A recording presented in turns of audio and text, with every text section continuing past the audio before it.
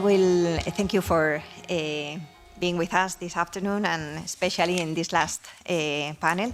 I would like to introduce my panelists, and afterwards I will give them the floor for some key remark, and then we will unfold a conversation about this interesting topic that has gathered us today. In our case, the leitmotif is the future of healthy families. So there's a lot to talk after all that has been said. And I would like to introduce, first of all, Ľudovít Goga. He's been the member of the National Council in Slovakia, and now is treasurer of the Foundation Patriots for Europe. He's politician and businessman, both things. And we were talking just a minute ago about the importance of both profiles in the public sector. He served from 2016 to 2023 as a member of the National Council in Slovakia, representing the We Are Family Party, which is part of the Identity and Democracy group in the European Parliament. We have with us also Tunde Fures. She is president of King's Maria Cobb Center for Population and Families, and an organization focusing on family policies, demographic challenges, and socioeconomic research in Hungary.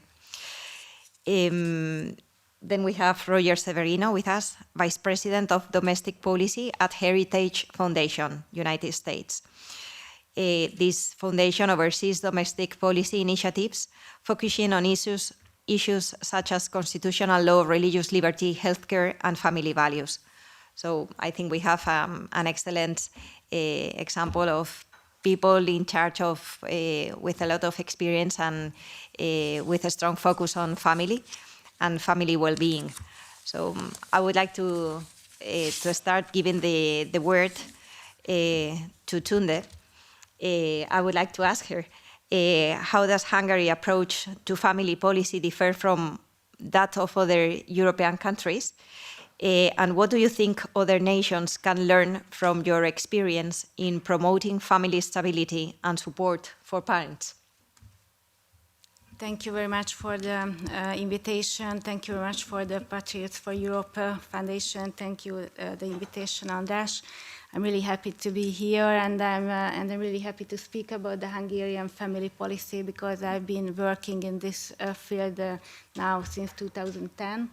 And we have a very stable and a long-term family policy now in Hungary.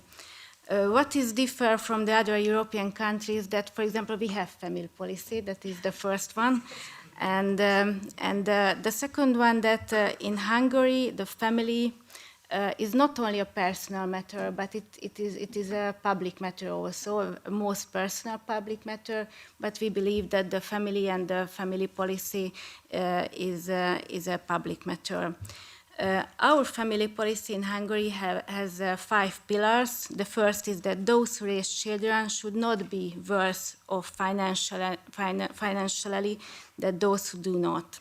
So this was the first. The second one, that the majority of family support should be focused on mothers. That is very different from the other family policies, because we are there to speak about mothers and fathers and not only parents, for example, like here in Brussels.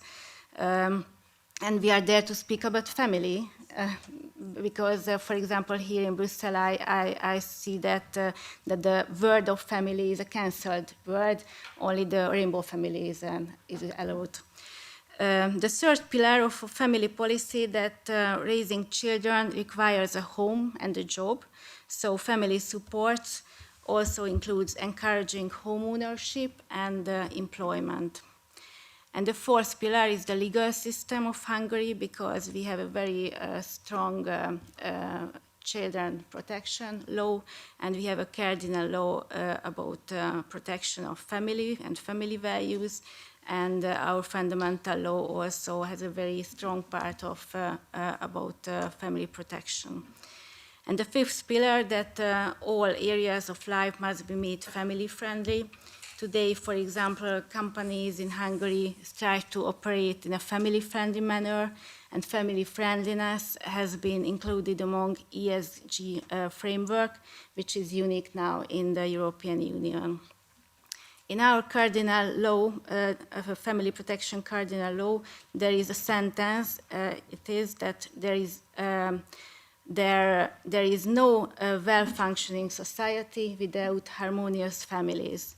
And this is the key. That's why we believe that the family is a protective and a protected value in our country. Wow, thank you so much.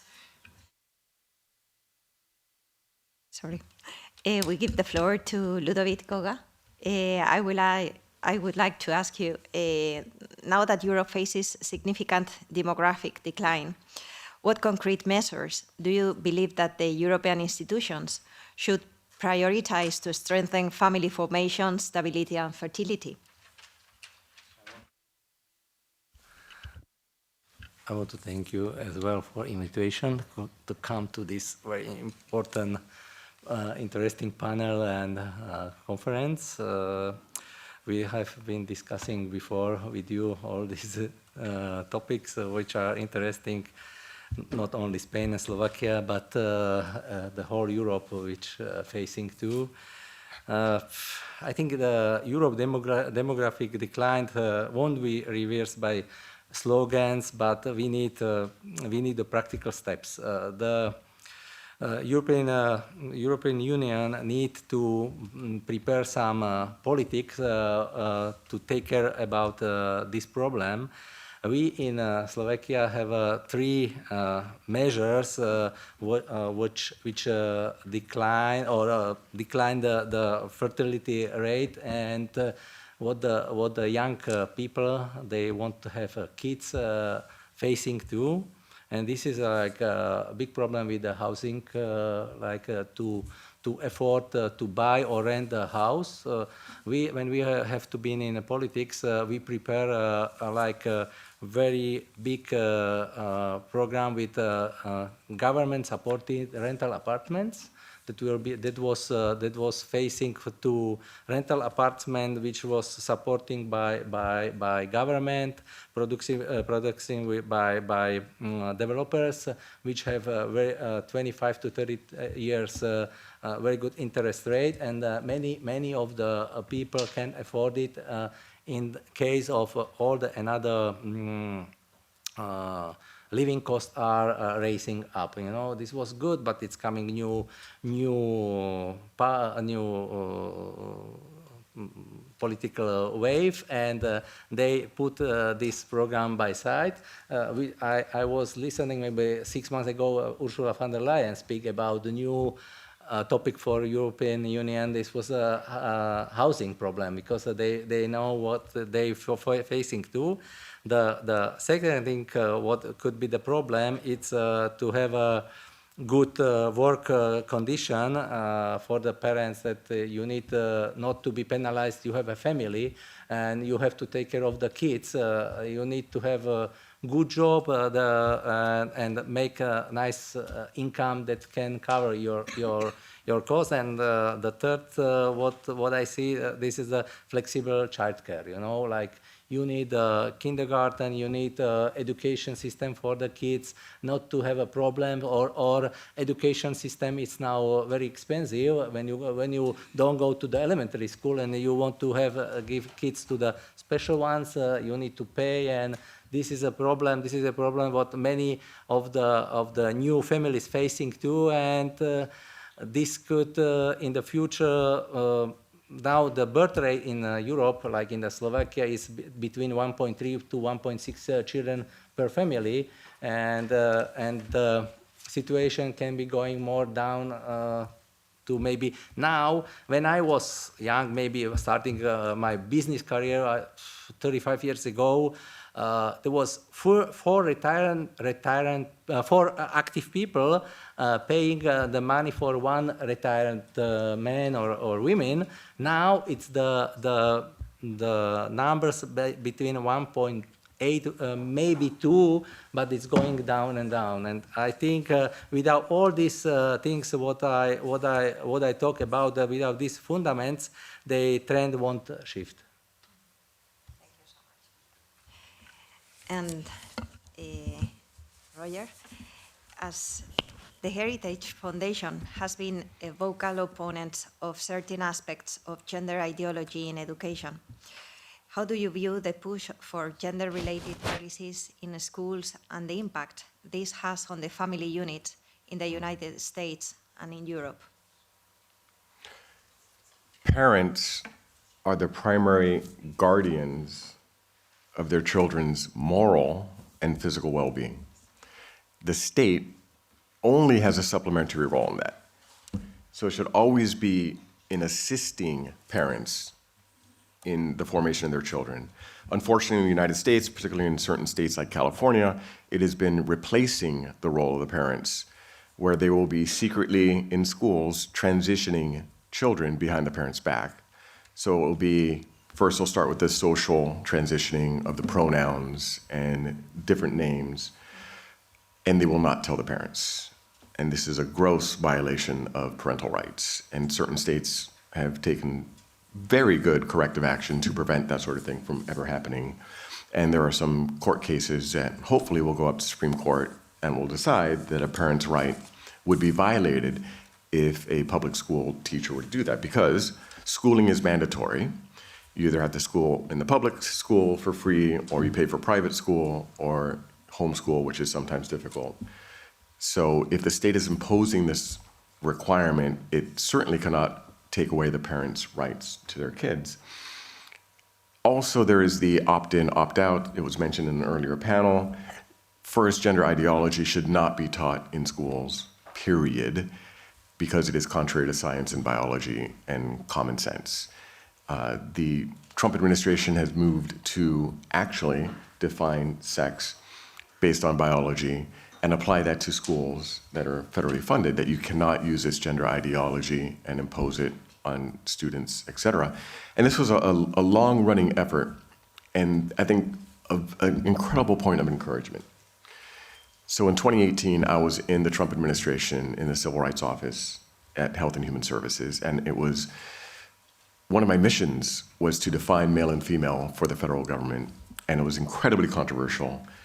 And there was a New York Times article saying, and I'll pull up the title, that we were planning to erase, transgender could be defined out of existence under Trump administration in 2018. And they had my picture on it, and they tried to make it all very ominous sounding. Yesterday, the New York Times had my picture again on this very issue on passports, because the Trump administration now defined male and female for all passports. So what started in 2018 that was applied to health was set back during Biden, but now it applies to the entire federal government. It applies to all contractors and entities that receive federal grants, that they cannot be pushing gender ideology. And that is an incredible reversal in the span of 7 years. So there's tremendous hope for our children. America led the way in going to the extremes on gender ideology, and I think is leading the way in pulling back. Thank you so much. So there are, thanks for your remarks and contributions. I think this prepares an interesting conversation. I would like to ask you, all of you, what do you believe is the long-term effect of exposing children to complex gender ideologies at an early age, especially when many children may not yet have the cognitive ability to fully understand or critically evaluate these concepts? And how could this be handled from the policy's viewpoint? Let me start. In the United States, there was a Supreme Court case called Scrimeti, where the state of Tennessee prohibited the cross-sex hormones and puberty blockers on minors. It is illegal now in some states in the United States because the long-term health consequences are net negative. And in part of the argument, the trans-identifying lawyer stood up and was asked, well, The story is that suicide rates will go down if the kids go through the entire transition process. Is that true or not? And the lawyer for the LGBT side said, no, that is not true. The evidence isn't there that it actually reduces completed suicides. So the lie, and now it's exposed as a lie, that either you have a live boy or a dead girl was pushed on parents from the beginning. And that lie has now been rebutted. So the long-term harms are clear. This is far worse for a child, physically and emotionally, than it can help if you let nature run its course. Over 90% of the time, children will just grow out of whatever gender confusion they have. Any views to that? I'm not the expert of this topic, and in the first part of the conference, I felt a little bit embarrassing because in Hungary, the gender ideology is not a topic, and we don't talk about this in the public speaking. But if I see the studies and I hear the psychologists, I know that for children it has a very harmful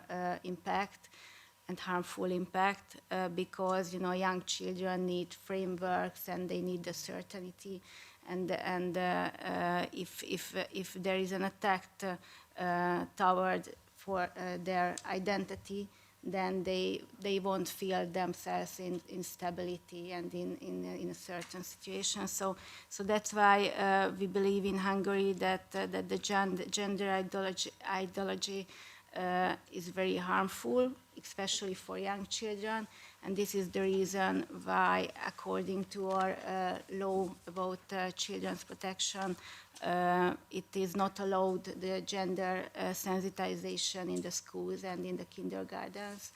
And for example, in Hungary, in the bookstores, the books or fairy tales which has a content in connection with gender ideology could be sold only wrapped in a plastic, for example.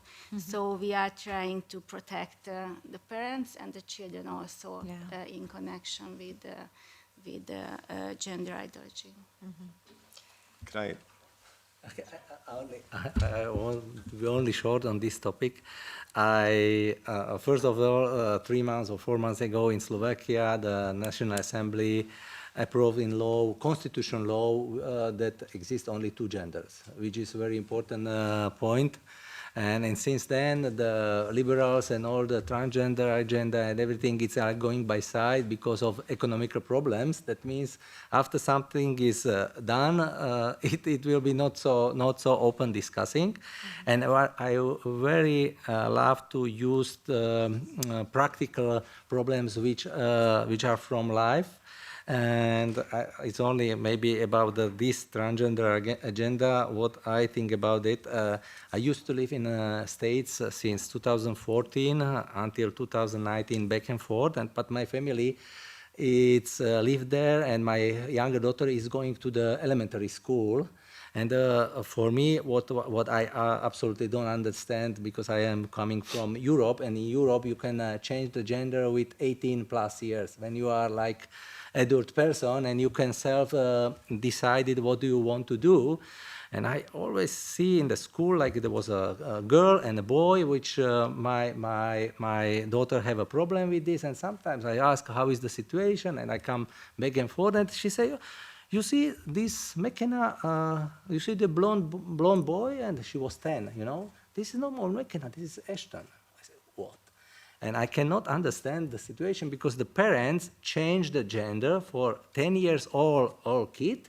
And now after 6-7 years, but my daughter is now 18 and she is now back in Europe, and she discuss, sometimes she WhatsApp or call with the friends from US. And this boy want to come back be a girl, like that means.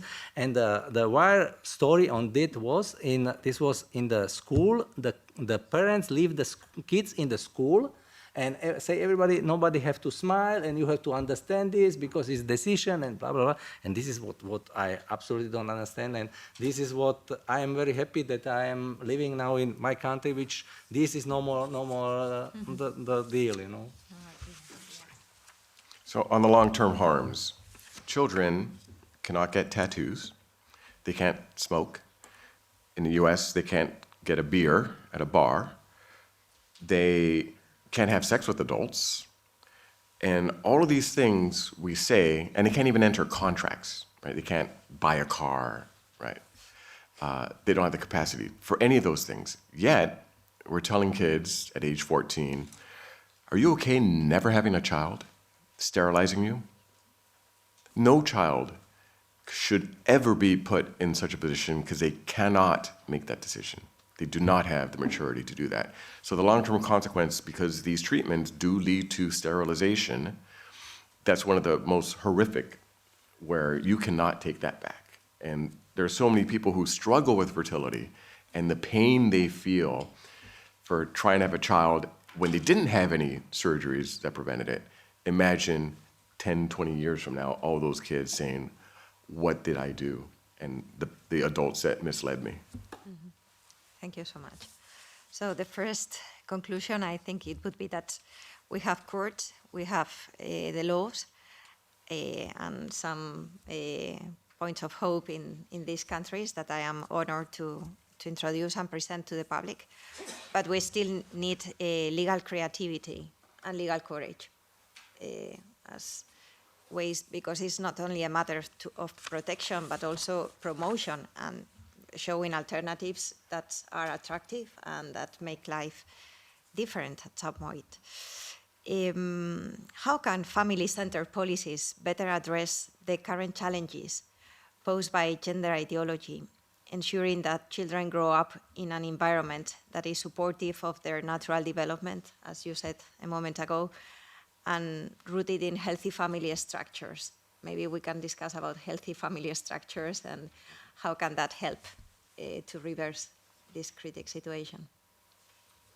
I think that the best solution are the healthy families. So the family in itself is a protective factor. And our family policy's goal is not only to improve the wealth of family and improve the standard of living of families, but to increase the well-being of them also, because the traditional family structure is the most resilient if there are challenges and economic problems and so on.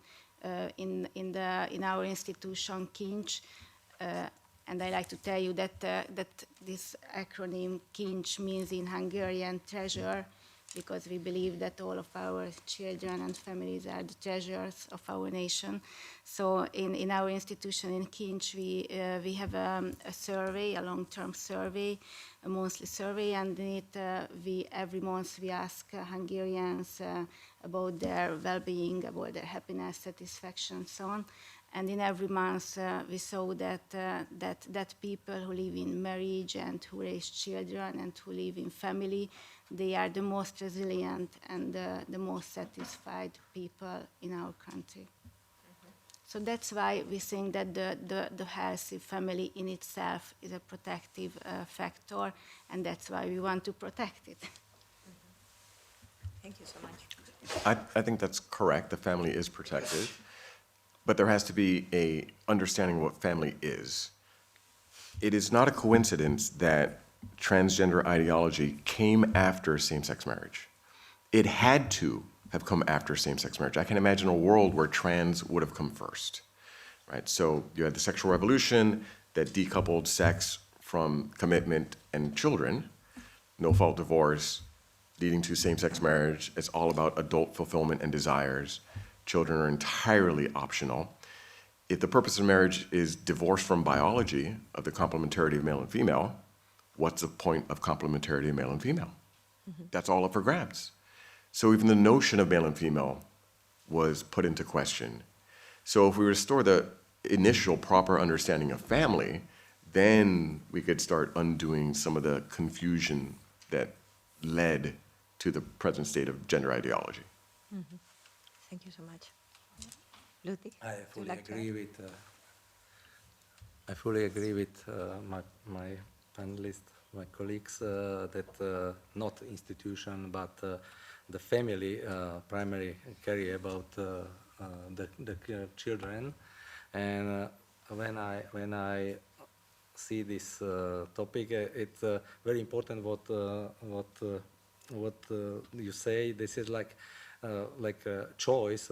Let's say if they find some topic like that, there should be room for opt-in, opt-out from the most sensitive content, combined with the alternative programs that still teach respect and anti-bullying, but without controversial ideological framings. Then support. The family have to support the children. They need to know what the kids is doing, how is the education system to protect them, and the transparency. Parents must clearly know what is being true about sex and gender at what age. This is like very important to see what is going in the life of these children, of the kids, and this have to be protected by family. It's true. I also think that, following your words, I completely agree with Roger. If we reduce family to the point of feelings, anything can be a family. So we really need to go back, at least in some other countries, to the definition of family and why family is a biological center of life, and what it demands are these special networks, this traditional structure, which is giving birth. Because family was, it's a very old invention, as old as humankind. So the moment we start to put affection instead of biology everywhere, it's the same as saying that family is everything. If I feel affection for this microphone, then it is my family now. So that's a point. Anything can be a family. So it is not only a matter of policies that they are, and thank God that they exist, but also a matter of grounding these issues. Looking to the future, how do you envision the ideal family structure in the next 20, 30 years? So that puts us 2050, 2045. And what steps should we take now to ensure that families remain strong and resilient? So the floor is yours. Thank you. As you mentioned, the relativization of the family as a word is a big problem. But in Hungary and also in Slovakia, our fundamental law, there is a definition about family. Yes, that is very rare in Europe and in the world. But we have a definition, and it says that the basis of the family relationships is marriage or a relationship between a parent and the parents and children. And we had to add to this that in the marriage the wife is a woman and the husband is a man. So in the Hungarian fundamental law, we are very clear from this point of view, and this is the opinion of the Hungarians, because if we ask them what do you mean about family and marriage, most of them think that this is the family, and we see in the demographic processes also some signs which show us that, in my opinion, the traditional family and traditional family values will be strengthened in the future, because, for example, in Hungary, the proportion of children born in marriage has increased. Previously, 1 in 2 children had married parents, and now there is 3 in 4 do have. And I have to tell you that the number of divorces is at a 6-decade low level now in Hungary, and the number of abortions also has halved since 2010. So we hope that the family-friendly values could be strengthened during the last 1.5 decade, And if we see the demographic data, we also see signs of this. Thank you. Any other views? Hungary has been the pioneer, and they dramatically increased their marriage rate, which did reduce the abortion rate. That's one of the things that we have to focus on in the United States and Europe as well. It's very hard to raise the birth rate. That's one thing we've discovered, unfortunately. Very difficult. You might slow it down, the decline, but boosting it is hard, kind of like toothpaste. We did a lot of things to ruin it. You squeeze it out, it's hard to put it back in into the tube. However, marriage is more amenable to fixing. People who are cohabiting, living together, can be induced to marry, and that has an incredibly beneficial effect. It actually extends people's lifespans, men in particular, if you actually get married. And here's the difference. So people say, well, it's just a piece of paper. Well, let's take an example of a man and a woman living together for 15 years and sharing all sorts of household goods, etc. If one of them dies, the piece of paper determines whether or not one spouse, one person, gets everything the other person owns or nothing, right? If they're married, the surviving widow or widower gets everything. If they're just boyfriend and girlfriend, they get nothing unless they have a will, okay? It's that important, the status of marriage, because it means that's the actual commitment you make in front of everybody, in front of the state, and commitment for what? The state, when people on the left say, well, it's about love and fulfillment, so sex doesn't matter and kids doesn't matter. Really? Okay. Does the state administer a love test before you get a marriage license? Do you really love each other? Is it really romantic? Because the state only cares about love, and we've got to make sure that you love each other. No, it'd be absurd. It's because people have sex and they have kids.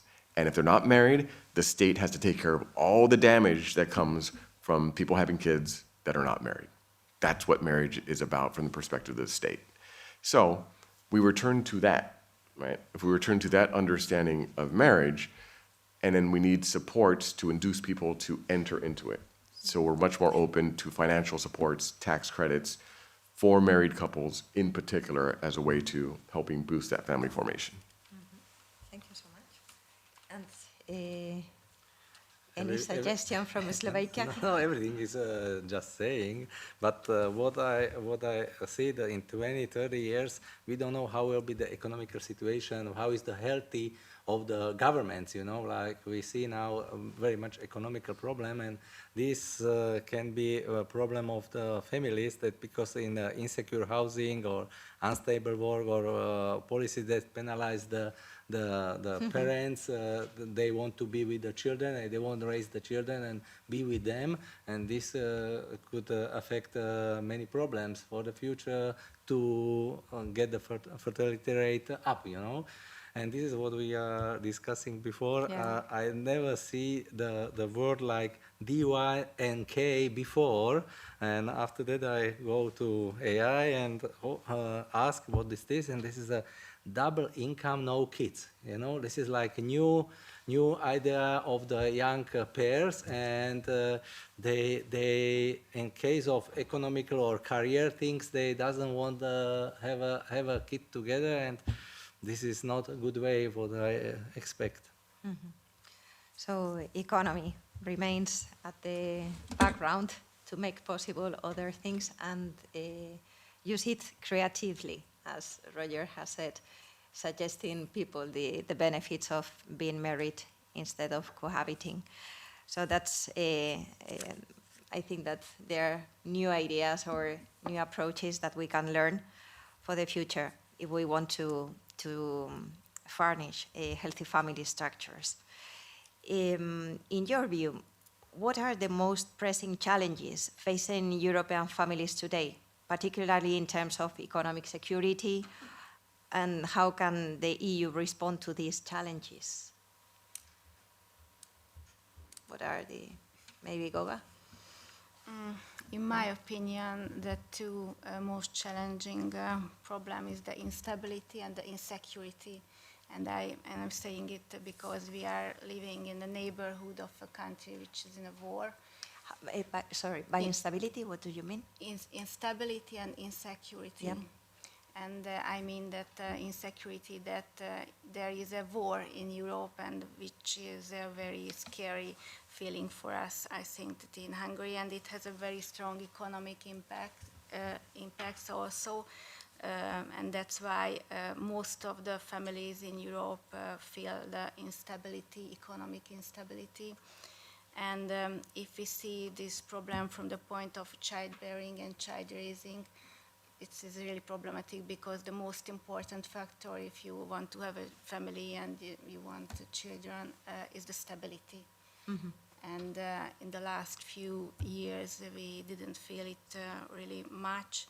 So that's why I think the European Union should ask people what they need, what they want, and sometimes I don't see that in the decision-making level in the EU there is a curiosity about it, what the families in the European Union really need.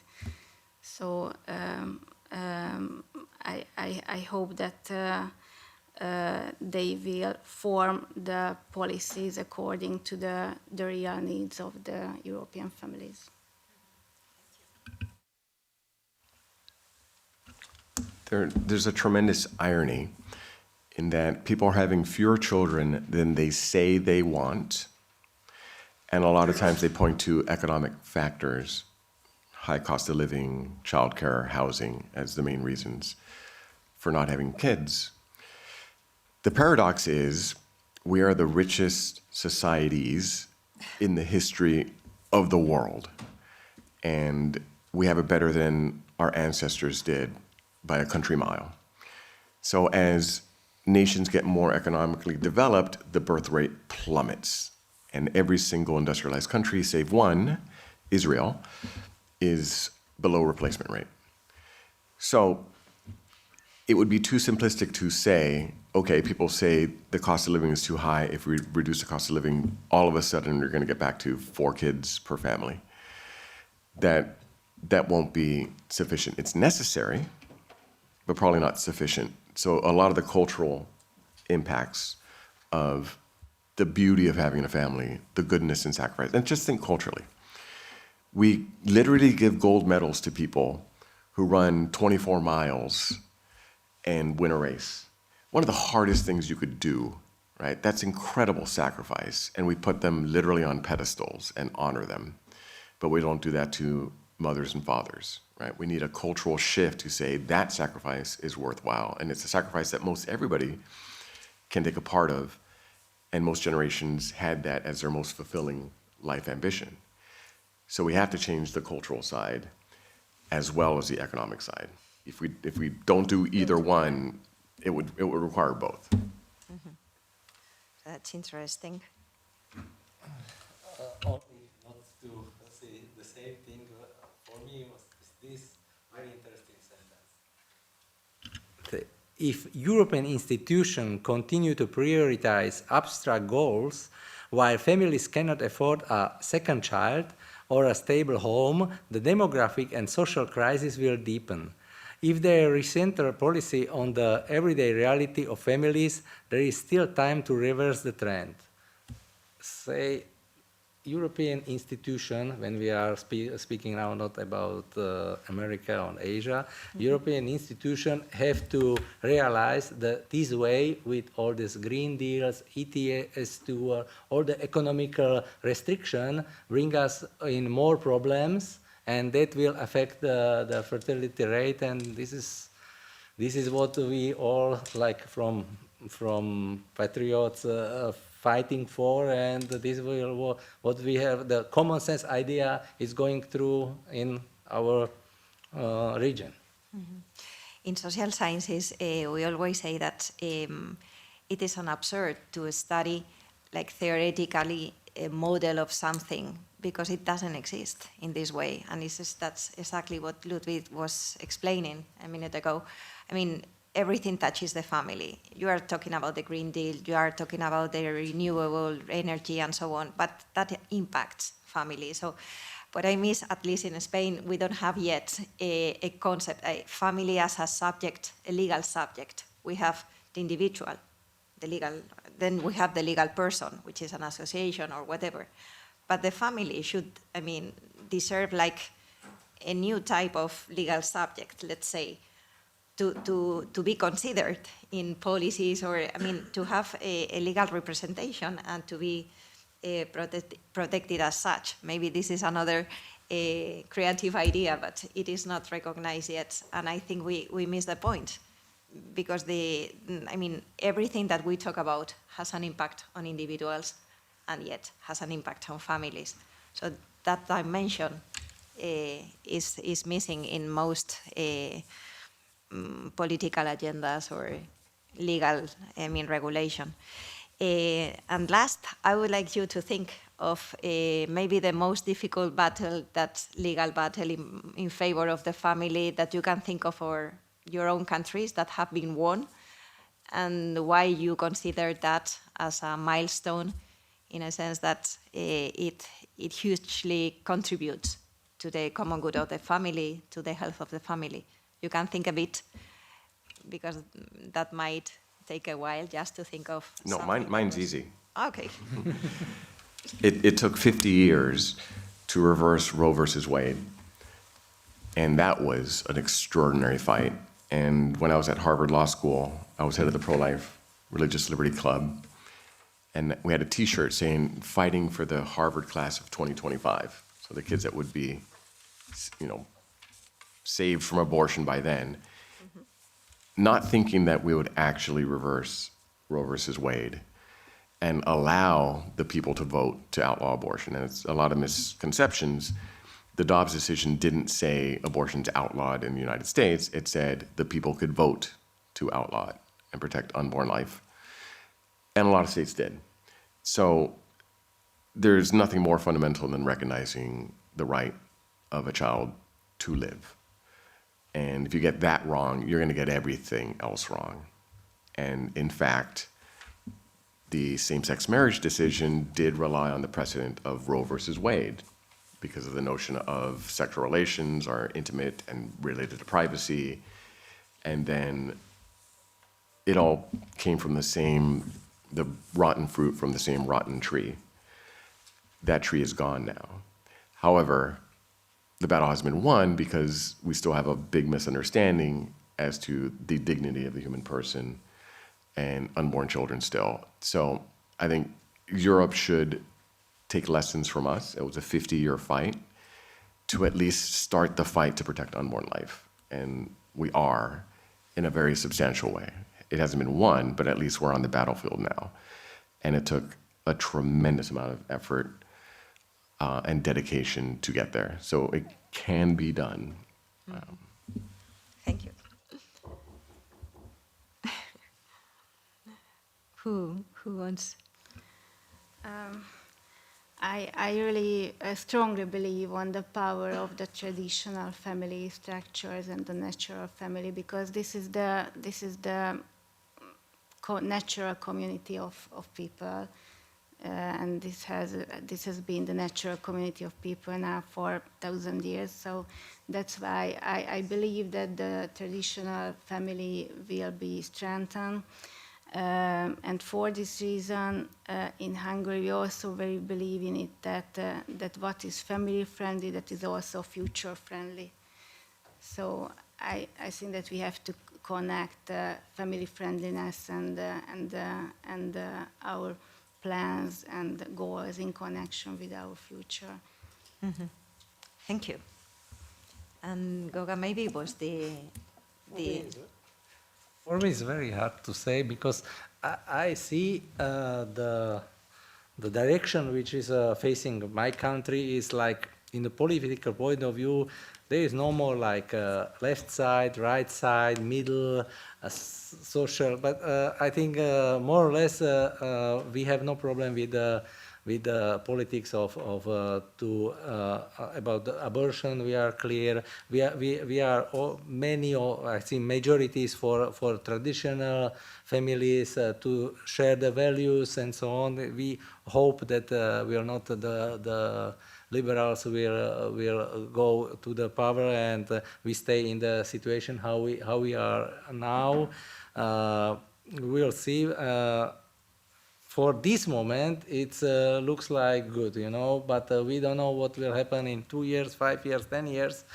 Only the economical situation needs to be going the right way, because without this, I cannot imagine the situation will be changed.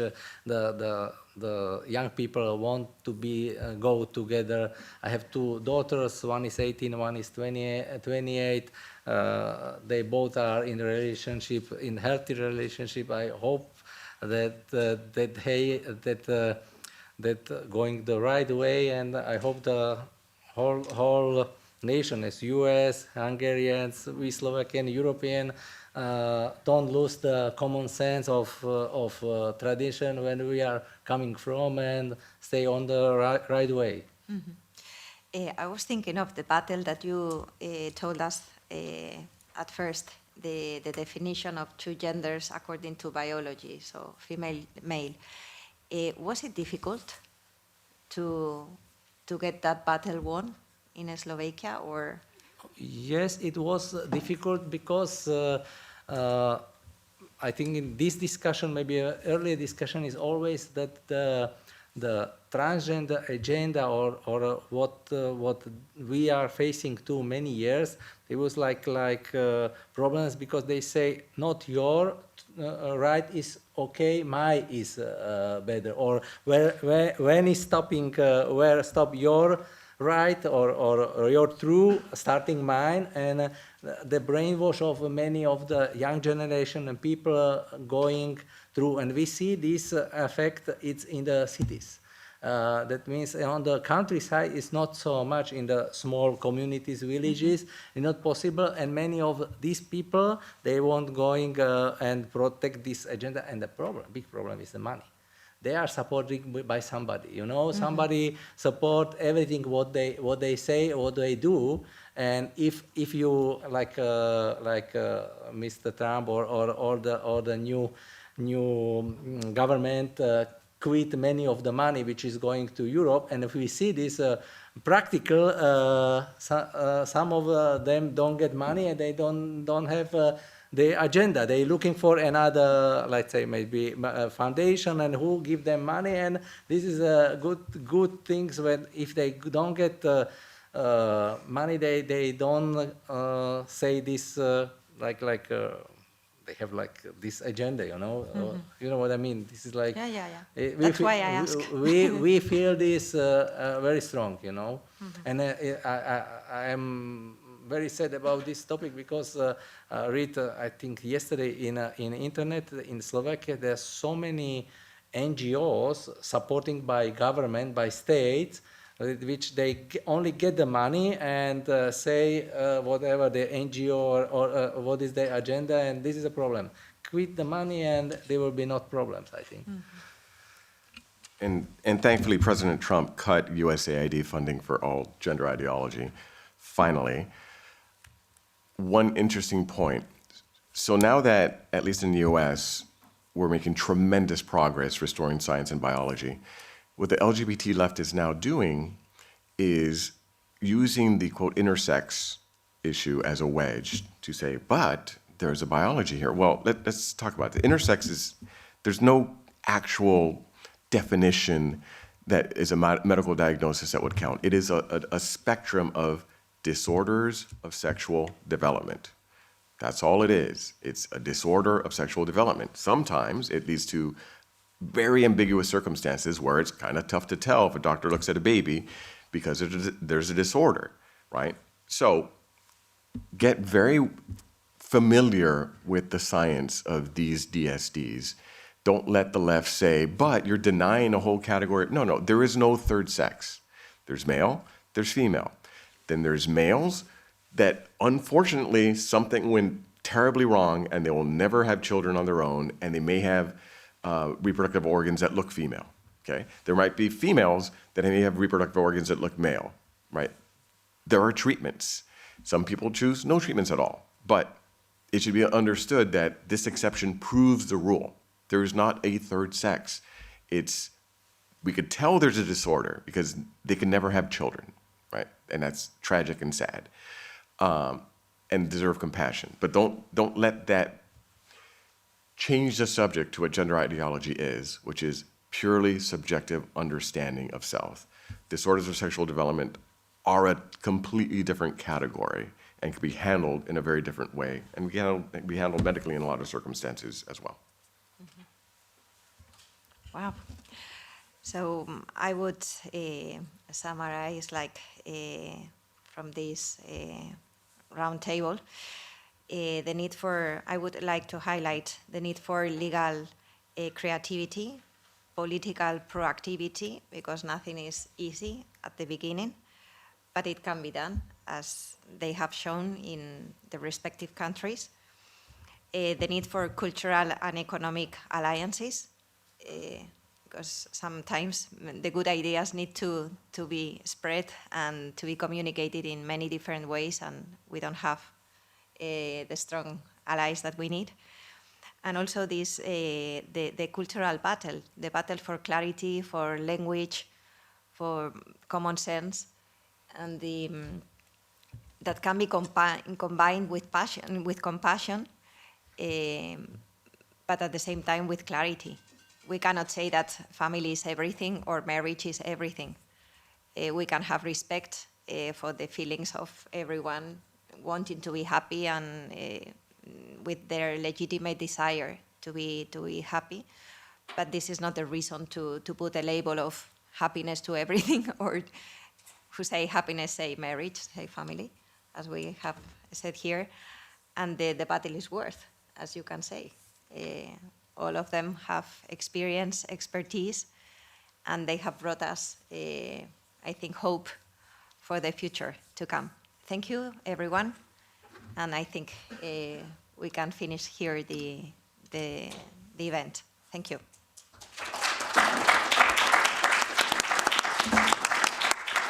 Thank you, everyone, for coming today. I think we've heard very, very good speeches, good interventions, good panel discussions, to which I'm very grateful to all of our panelists. You've come, some of you, a very long way to Brussels to have this discussion, but it's a very important one. And I want to thank Rodrigo Ballester also for this, because we often talked about this subject in private, on why this is happening, where is this going, what do we do against it? And then he came to me, you know, we need to have a big discussion, and we need to have it in the European Parliament, because this is the heart of the beast. Maybe that was not exactly how you said it, but it was something like that. And you know, I said, yeah, let's do this, because this is important. And as from some of the speeches you might have heard, that this is not a big issue in my country. It's a big issue in Western Europe, in America, in the United Kingdom. And what many thought 10, 15 years ago, that, oh, this is just a fringe thing, people imagining things which will never actually come true or will have any major impact or will never become a serious issue, over time has become a serious issue. It has become policy. Beyond policy, it has become an industry, heavily financed by taxpayer money, with institutions, with clinics, with other centers working on this. And now, a few years later, we see also the impact, the social consequences, how difficult it is to reverse, how difficult it is to do the damage, to undo the damage which has been done.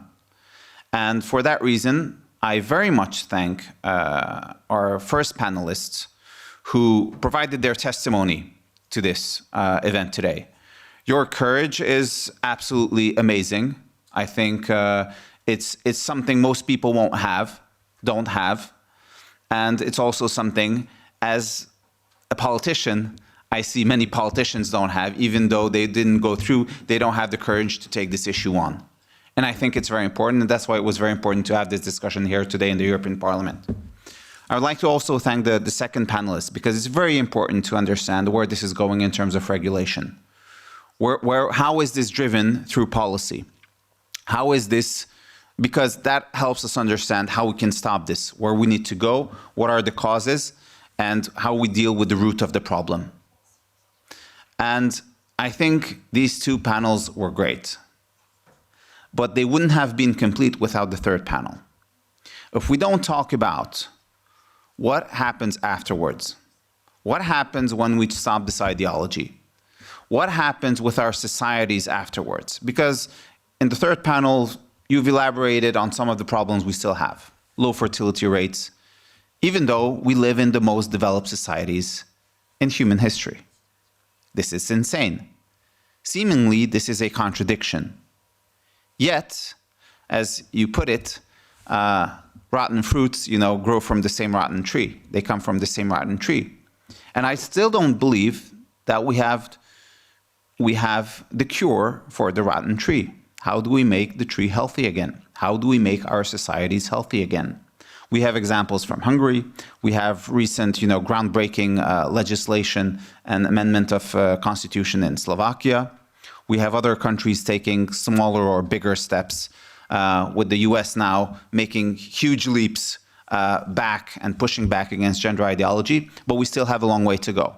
So what I can promise you as president of the Patriots for Europe Foundation is that we will keep this subject on our agenda, not this year, but hopefully next year. We will focus more on what a healthy society is, what a healthy family is, what is the form of partnership the state has definite interest in supporting, and what are the forms which are not, but are tolerated. Because the state doesn't need to regulate everything. But we do need to understand what is the interest of the public, what is the interest of the country, what is the interest of our civilization, and what is in line with our values, our norms, our traditions that will ensure the future of our societies.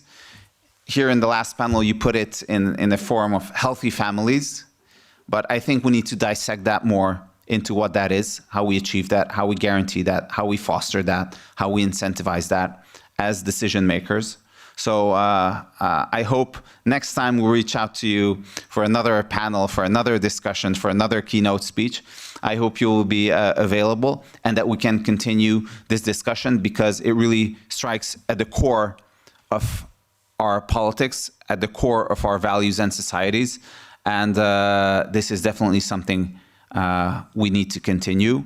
And the broader the scope, the broader the group of people who can come into this discussion, the more valuable it is. So once again, I thank you all for coming and being here today, and I hope to see you again. Thank you very much.